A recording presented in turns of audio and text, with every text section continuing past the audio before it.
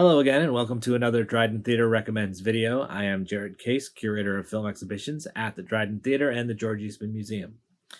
Today, I'm not only going to tell you about a streaming service that I have recently discovered, but I'm also going to recommend a film from that service that you can watch at home. The service is called Hoopla, Hoopla, and it's actually free for you to use with a valid library card. So once you do register for that site, whether it's online or on the Roku app, you do need to have your library card accessible so you can put in the number for your account. But once you do and you're registered, you have access to their current collection of TV and movies. And you do have the ability to rent or borrow up to 5 titles per month, per calendar month. And you have a limited time to watch each one of those. And you'll be able to stream them, again, either on your computer or through that Roku app. Now, the film that I'm going to recommend from the site that's currently there now is Gaslight from 1944, directed by George Cukor.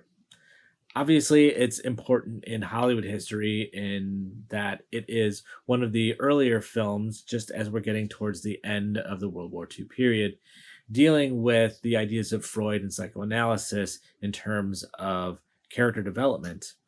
Certainly, Hitchcock's Spellbound is not long after that, and it's just sort of on the cusp of film noir as we get to that post-war period. But it's also important to understand the origin of the term gaslighting that's being used more and more often in popular culture.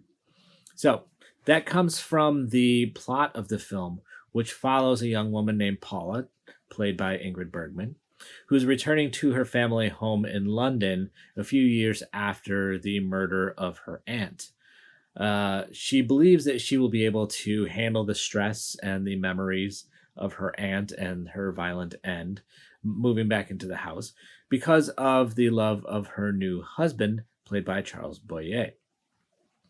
As she does move into the house, things seem to be normal, but it's not too long before she starts feeling the strain and the stress of being in that place.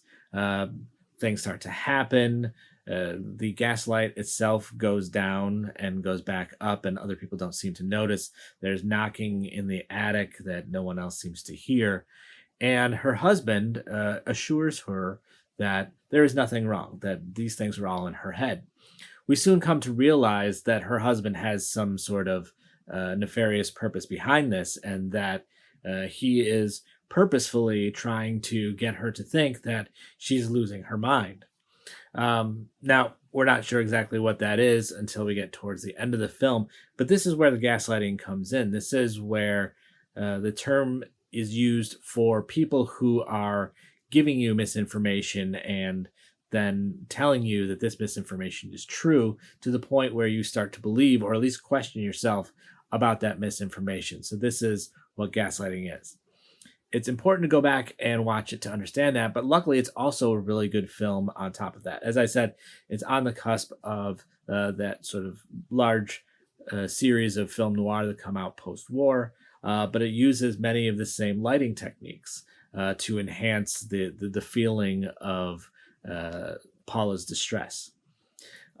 It's also got a great performance by Ingrid Bergman. She actually won the Academy Award for Best Actress that year. Gaslight was nominated for Best Picture.